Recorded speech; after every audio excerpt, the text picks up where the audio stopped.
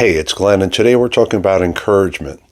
Have you ever walked into a store or an organization that just felt different? People smiled more and they seemed to actually want to be there and actually want to help.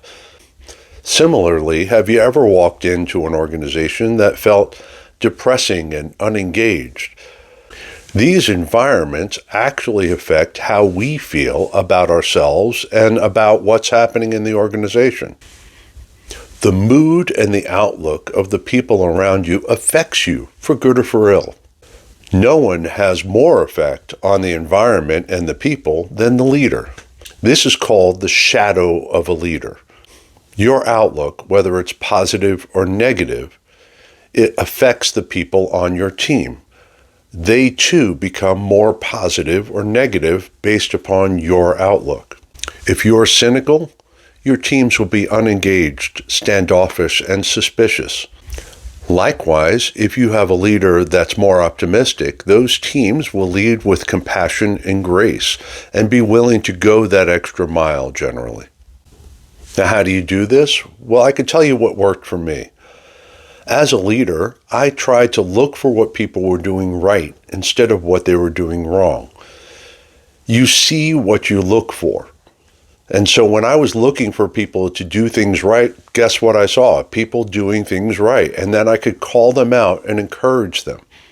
Now, when I called them out and encouraged them, that did a couple of things. First of all, it clearly communicated my expectations.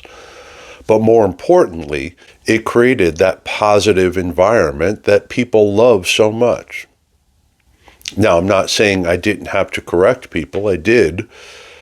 But when I was looking for what people were doing right, the amount of correction drastically reduced.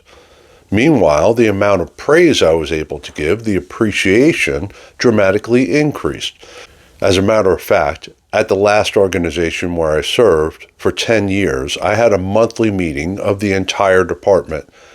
And I always started that meeting with kudos, shout-outs.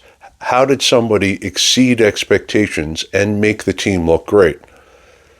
And I was able to do that every month for 10 years because I was looking for what people were doing right. Not only that, I had surveys and I had conversations with people outside the team, and they were giving me shout outs to use. So I used that as well.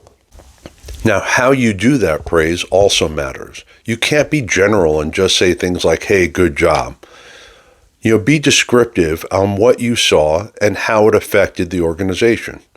For instance, you could say something like, hey, John, I saw you working with that customer the other day and they came in frustrated and angry.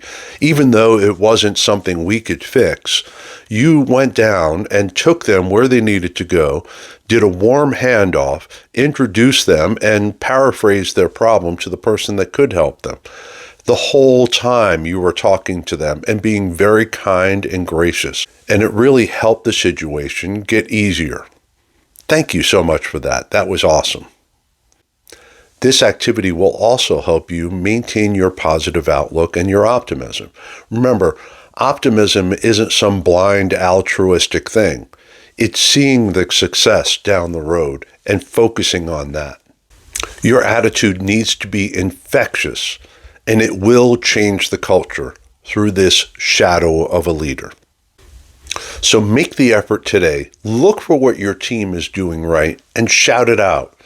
Make sure they know that you see them doing these great things.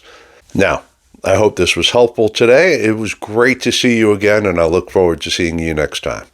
Thanks.